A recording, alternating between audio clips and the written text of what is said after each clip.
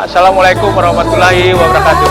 Saya Haji Hasan Putra Sohe, selaku Wali Kota Lubuk Linggau bersama Forkompinda Kota Lubuk Linggau, Kapolres, Kajari, dan Dandim mengajak dulur-dulur Wong Linggau yang berada di Lubuk Linggau, terkhusus yang berada di Palembang, yang lagi kuliah, lagi kerja, dan lagi berjalan di Palembang.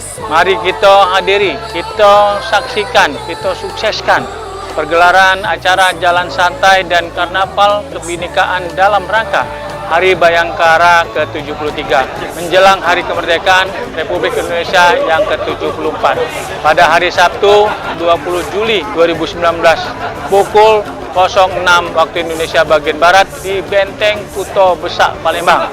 Ayo Wong Linggau galo-galo, kita rajut kebinekaan untuk Indonesia aman dan damai. Wassalamualaikum warahmatullahi wabarakatuh. Linggau bisa.